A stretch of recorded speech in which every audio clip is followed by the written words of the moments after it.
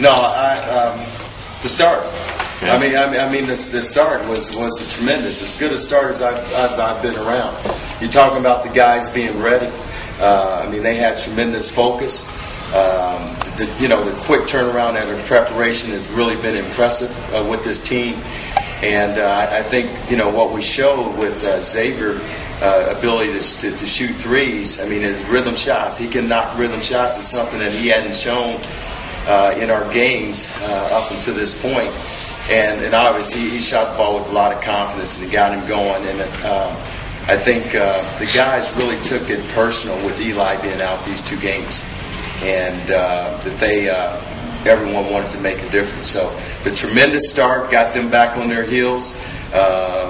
We got out on them. We had a lull there, but we held our defense. Held. That's the thing that we were able to talk about. I mean, our defense held, even though the offense let up the last 9 minutes. I think we did get 1 field goal the last 9 or 10 minutes.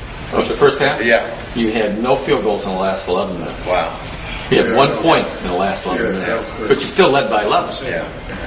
We were able to hold. So. That's one of the things we talked about, our defense and our rebounding, right, Thomas? And so that was big. And then, these 3 guys, just didn't let up. Didn't let up.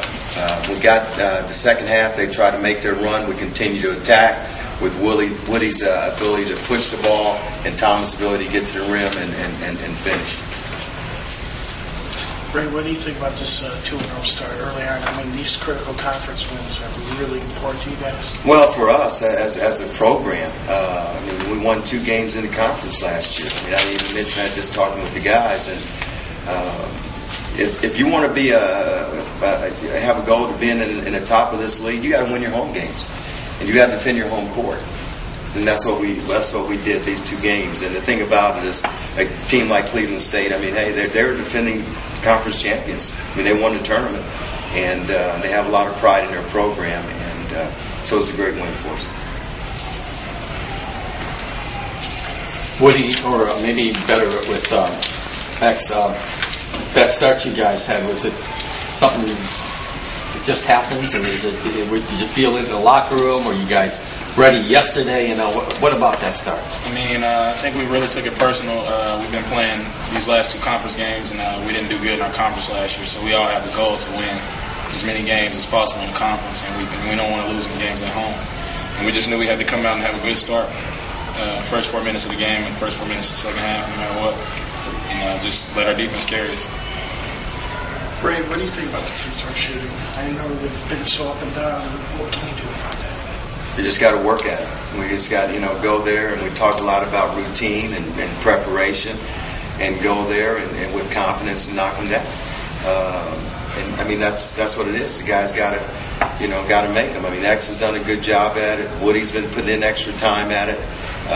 But the turnovers and the free throw shooting in the last couple ball games, we've got to really improve on. But again, that's the thing about these 2 games in the conference. It's early December. I feel like we're just getting started. We've had 30, 35 practices, and we got a lot of new guys.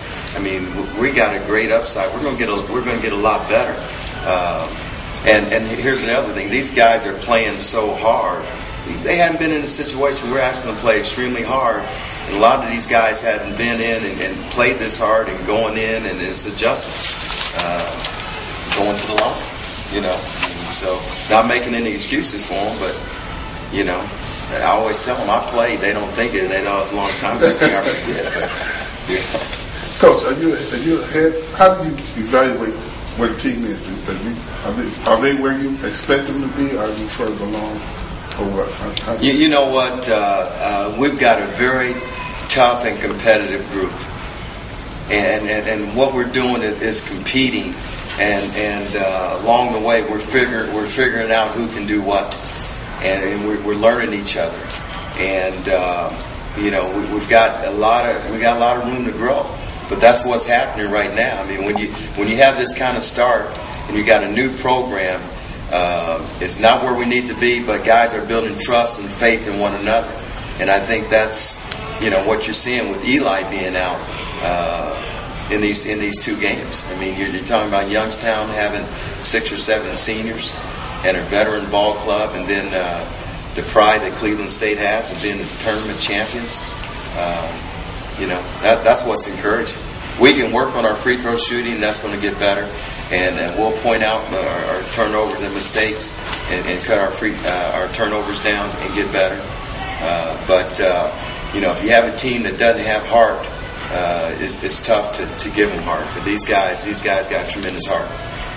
Woody, what's the difference between this year and last year? And it seems like, to me anyways, you guys are starting to find an identity out there, what you can do well, what Thomas can do well, what X does well. What's your thoughts on this season? Seems like we're playing a lot harder.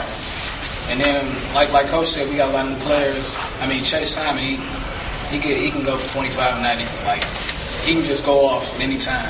So he draws a lot of attention. And then X coming back, playing hard, Eli. I mean, that made it easier for me and TK because we got to focus on more people now. So I think it's just the new people that's came back, and everybody's just playing harder. Woody, past 2 games, Donovan Foster's kind of come in and had some solid games. Can you talk about how important that is, maybe especially with Lamar kind of being up and down with the shooting, to have that third guard to come in? Oh yeah, well Donovan's been having great practices. Last couple practices, even amazing. So I think it's just from his practices, it's just carrying over to the games, and it's always good to have somebody relieve a little pressure. Coach, you have 4 guys averaging in double figures. It's pretty close. Did it just fall that way, or this is how you want them to be, or just, as you're saying, they find their identity, it's just evolving like that? You know what I say to the guys a lot of times? So we've got a lot of guys that can make a basket, and the ball movement has really been a big key. When the ball is moving, the bodies are moving, our passing is so much better. Our 2-on-1 decision making is better. When you got a guy like X, he's like a point forward. I mean, he has vision. He puts a lot of pressure on the defense because he can drive the ball, he can pass the ball, and when you got guys that are versatile, that really helps us. And that's what we're showing. I mean, the guys we're putting out there, are skilled players, and that's encouraging. It's the same question that was asked of Coach before. Have you been through a start like that it seemed like everything was going in the basket? Thomas, maybe?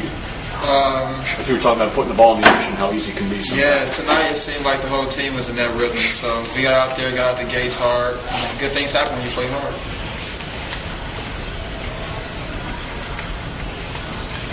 One final question for me. It seems like, he had that big lead late and he only won by 7 or whatever it was, and obviously it wins a win.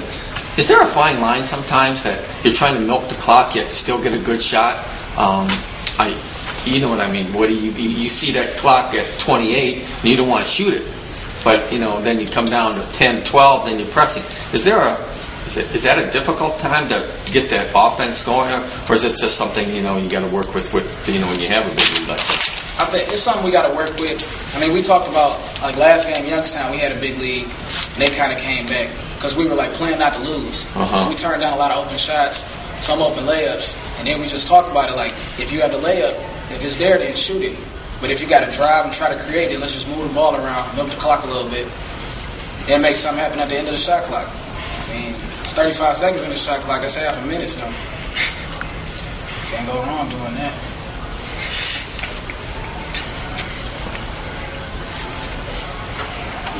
As a coach, I mean, do you want them to milk the clock at that time?